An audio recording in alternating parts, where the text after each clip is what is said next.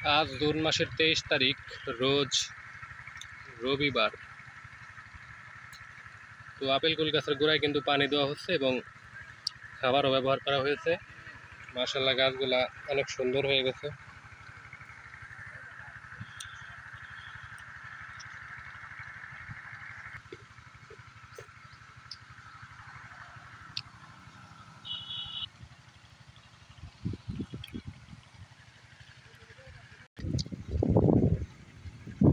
গোড়ায় যত দ্রুত পানি দেওয়া যায় তত দ্রুত কিন্তু গাছগুলা সুন্দর হয়, বড় হয়।